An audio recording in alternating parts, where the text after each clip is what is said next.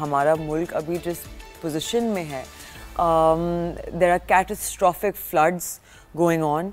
तो सबसे पहले जो एग्रीकल्चरल और इंफ्रास्ट्रक्चरल डैमेज हुआ है, फ्रॉम एन इकोनॉमिस्ट लेंस, पहले तो what exactly will the effect on GDP growth and inflation be, and second कितना लंबा अरसा हमें लगेगा to recover back and come back to where we are right now from this. तो माशल, एक तो ये अच्छी बात है कि आप जुज़ियात में जाकर, यानी कि माइक्रो लेवल पर जाकर चीज़ों को समझने की कोशिश करती हैं और उनका अंदाज़ा लगाती हैं, फ्रेमवर्क्स देखती हैं। So that's what Pakistan needs today. Because देखिए, एक आपको वक्त मिला है, एक आपको स्पेस मिली है, जिसका क्या मतलब है, एक मैक्रो स्टेबिलिटी है, फंड का प्रोग्राम हो गया। इसका मतलब ये नहीं है कि हमारे जो देरीना मसाइल हैं वो हल हो गए हैं। अब ज़रा एनवायरनमेंट और फ्लड, इसी के सिलसिले में ये देखिए, आपकी मेमोरी शॉर्ट नहीं होनी चाहिए। 2022 में एक फ्लड्स आए पाकिस्तान में, 33 मिलियन लोग अफेक्ट हुए उसमें, 8 मिलियन लोग डिस्प्लेस हुए उसमें, 30 अरब डॉलर का एक तखमीना लगाया गया नुकसान का। पाकिस्तान में अनप्रेसिडेंटेड मॉनसून रेन हुई, 190% अबव एवरेज रेन हुई, और ग्लेशियर्स के मेल्टिंग की बात तब भी सामने आ गई। क्लाइमेट चेंज एग्जैसरबेट कर गया इस सारे इश्यूज को। सिर्फ जो रोड्स डैमेज हुई थी तब 13,000 किलोमीटर की थी, 400 ब्रिज डैमेज हुए थे, और स्कूल्स और हेल्थ फैसिलिटीज तो आई डोंट नो कितनी डैमेज हुई होंगी। ये 2010 के बाद 2022 में आया, 2025 में। इसका मतलब क्या है? वो 10 साल बाद आया था, ये 3 साल बाद आ गया है। तो जो अकारंस है वो ऑन गोइंग, और जो वल्नरेबिलिटीज हैं वो बहुत बढ़ गई हैं। पर बात यह है कि ये सारा तो मैंने एक तखमीना आपके सामने रख दिया, जीडीपी ग्रोथ भी इससे अफेक्ट हुई, इंफ्रास्ट्रक्चर नीड्स भी बनी। तो आपने क्या किया? आपने कहा हम दुनिया से पैसे मांगने जाते हैं। चलें, पहले मैं इसको टैकल कर लेता हूँ। आपने 11 अरब डॉलर के प्लेजेस करवाए, आप जिनीवा चले गए। आप अथॉरिटीज़ ने हमें आज ये बताया कि उसमें से हम सिर्फ 2.5-3 अरब डॉलर के प्रोजेक्ट सामने रख सके, हम बैंकेबल प्रोजेक्ट्स नहीं रख सके सामने। और 2025 में जब खड़े हैं तो जो डैमेज अब हुआ, उसकी जो हमने वल्नरेबिलिटीज़ को कम करना था और प्रोजेक्ट्स रखकर और बाकी जो गवर्नेंस के इश्यूज को हल करना था, उस तरीके से नहीं कर पाए। एनडीएमए, पीडीएमए ने काम किया है, रिलीफ भी मिला है, बट हम उस तरह से लॉन्ग टर्म जेस्टेशन के प्रोजेक्ट्स, इंक्लूडिंग आज हम ये कह रहे हैं कि हम डैम्स लाएंगे। जस्ट गो बैक 5 years हम ये कह रहे थे पूरे मुल्क में सोलर लगा दें। मैं हमेशा कहता था कि डैम्स बिजली के लिए तो चाहिए ही चाहिए, पर अगर वाटर स्टोरेज नहीं करेंगे तो ये स्टोरी जो दे रहा था पाकिस्तान के, जी वाटर स्केर्स हो जाएंगे, मैं एब्सोल्युटली कहता था कि ये गलत स्टोरी है। जब भी क्लाइमेट चेंज को अफेक्ट होता है, ग्लेशियर्स मेल्ट करते हैं, पानी बढ़ता है, और जब इंडिया ने भी पानी छोड़ा है, जरूर उन्होंने हमें नहीं बताया, ये बात दुरुस्त है, और maybe they could have let go less water, but they also had to open their dams, और उनके डैम्स में से कई 100 किलोमीटर से भी पानी गुजरा है। हमें अपना जो गवर्नेंस का सारा इशू था उसको हैंडल करना था, ताकि जो अब अकरेंस हुई है उसको बहुत प्रिवेंट किया जा सके, ना कि हम कोशिश करें कि इस वक्त जो हो रहा है उसको हैंडल करें। I think that is largely where we stand in terms of that. अभी देखिए, जो इमीडिएट लग रहा है वो ये है कि पाकिस्तान की जो क्रॉप्स में राइस है वो प्रॉब्ली सबसे ज्यादा अफेक्टेड है। लोग जो डिस्प्लेस होते हैं, ये सब कुछ होता है। इससे क्या तखमीना सामने आता है ये तो लगाना बड़ा मुश्किल है। इसका कितना टाइम पीरियड होता है, ये कैसे ये सब प्ले आउट करता है, ये तो ओवर टाइम ही हम बता सकते हैं कि how will this play out. But जो इमीडिएट है, obviously it's help for people who have gone through that. It's difficult, who have lost their livelihoods. फिर लाइफ स्टॉक का कितना बड़ा डैमेज होता है। अगर हम 2022 से चलें और अब तक देखें, और चूंकि खुद अथॉरिटीज़ ने अभी ये कहा कि हम 11 अरब डॉलर की जो जिनीवा प्लेजेस हैं उसमें से 2.8 बिलियन डॉलर से ज़्यादा के बैंकेबल प्रोजेक्ट्स नहीं रख सके। देखिए, in the end this is all about economic governance. जितनी अपनी इकोनॉमिक गवर्नेंस को स्ट्रेंथन करेंगे, अगर हम ये बैंकेबल प्रोजेक्ट्स रख सकते और लेट से कि हम अर्ली वार्निंग बेहतर कर सकते, हम जो डैम्स के स्पिलवेज हैं उनको बेहतर कर सकते, हम अपनी कैनाल्स की लाइनिंग कर सकते। अगर हम डैम्स की तरफ 2022 से तवज्जो देते, ना कि 2025 में। अब हम ये कह रहे हैं कि डैम्स आर एसेंशियल।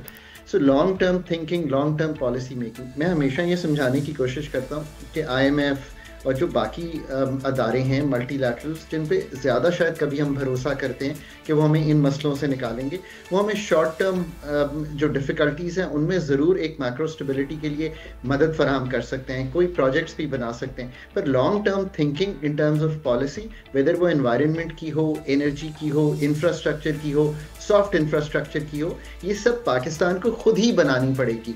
पाकिस्तान का जो इन्वेस्टमेंट साइकिल है उसको पाकिस्तान को खुद ही ठीक करना पड़ेगा। And Mashal honestly, floods aside, जिस तरह का मौका आज मिला है 78 years में, you've never had a war situation that you've come out with a really high head, and you can tell the world कि you're a responsible nation, the world believes so. US के साथ एक अच्छी engagement चल रही है, locally एक stability जो है उसने is taking hold, पर अब भी जाकर आपको एनवायरनमेंट ने ये बता दिया है कि आपके ये जो फंडामेंटल इश्यूज हैं, अगर आप दरियाओं पर, अगर आप नदी नालों पर सीवेज जहाँ जा रही है वहाँ पर अगर रेस्टोरेंट्स बनाएंगे और बिल्डिंग्स बनाएंगे और निकासी का निज़ाम भी सही नहीं चलाएंगे शहरों में, and this then digs deeper into local governments का क़याम कैसे होगा, लोकल गवर्नमेंट्स की इफेक्टिवनेस कैसे होगी, फंड्स नीचे की सतह पर कैसे जाएंगे. This then digs deeply into the deforestation that is taking place. The covered area of forests in Pakistan is far, far less than what it is, estimated on the average in the world.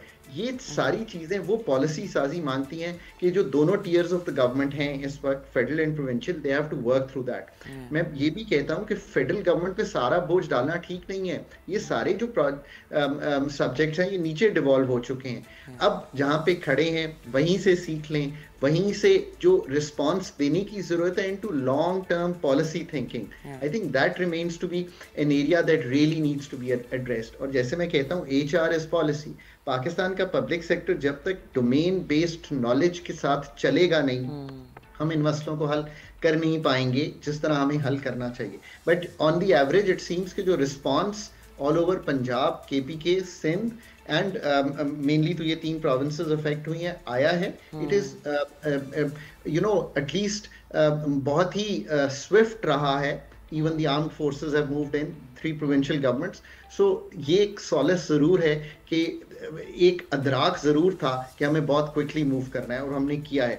But it is much beyond that. It is about setting the environment right. It is about getting the forests right. It is about building the water reservoirs. So these are things much, much beyond that. On the agriculture, it is not just about कि कितनी crops flood से disturb होती हैं. वो तो एक होती ही होती हैं. Rice probably is the most affected. We have to see estimates. But असल बात तो ये है कि आपकी crop yields क्या हैं और वो अब क्रॉप यील्ड्स को बेहतर करने के लिए हम क्या कर रहे हैं. हमारा छोटा फार्मर जो कि बहुत दूर है फ्रॉम द वर्ल्ड यील्ड्स और from those kind of yields जो कि हमारा प्रोग्रेसिव फार्मर भी दे रहा है. ये हैं पाकिस्तान के फंडामेंटल मसाइल. मैं फिर बार बार कहता हूं कि जिस मुल्क ने अपने फंडामेंटल मसाइल को, जिनको स्ट्रक्चरल कह दिया जाता है, यानी कि the way they do work, the way they do economic governance, the way they do economic decision making, the way they do operations, इनको ठीक नहीं किया, उन्होंने कभी भी अपनी पैदावारी सलाहियत या प्रोडक्टिविटी को बेहतर नहीं की. पाकिस्तान का ग्रोथ फ्रेमवर्क ठीक करने के लिए ये जो भी हमने जितनी बातें की हैं and related to the environment ही की हैं, इनको ठीक करने की ज़रूरत है. हुकूमत का बहुत बड़ा रोल पॉलिसी साजी में, रेगुलेटरी फ्रेमवर्क में है. तो इसी तरह जो प्राइवेट सेक्टर है, जो एग्रीकल्चरिस्ट है, उसका बहुत बड़ा रोल अपने आप को मैकेनाइज करने में, बेहतर बीज इस्तेमाल करने में, बेहतर फंडिंग उस तक पहुंचने में. अब हम बहुत बड़ी बात करते हैं एग्रीकल्चर की और SMEs की पाकिस्तान में, जो छोटे छोटे लोग हैं जिन्होंने पाकिस्तान की पैदावार में एक एक बड़ा रोल प्ले करना है, पर उन तक फंडिंग ही नहीं पहुंचती. बिकॉज या तो 80% फंडिंग सरकार ले जाती है या बाकी बड़ी मैन्युफैक्चरिंग और बड़े जो लोग हैं जिन पे रिस्क बहुत कम है बैंक का, वो ले जाता है. अब ये सारे मैकेनिज्म्स को हमने, इसका ये मतलब नहीं होता, मशल दिस इज ट्रूली इंपॉर्टेंट, इसका ये मतलब नहीं होता कि हम कहें कि नहीं जी हो कुछ नहीं रहा है, ऐसा नहीं है. अब आपको जब आप ये बात करेंगे तो मैं कहूंगा देखें ना जी, if I was taking the point of view from the authorities, I would say national financial inclusion strategy is at work. Of course it's at work. I've been part of the team which made that strategy जब बन रही थी. But think through, is it effective enough to deliver कि पाकिस्तान में 50 से 70 lakh SMEs हैं, 1,75,000 के पास भी फॉर्मल फाइनेंस नहीं है। So is the strategy effective enough for the kind of challenge you have? Same with environment. खुद मैं जब अथॉरिटीज से ये फिगर सुनता हूँ कि हम बैंकेबल प्रोजेक्ट्स नहीं दे सके, तो of course it worries me, but it's good कि they are trying to be honest.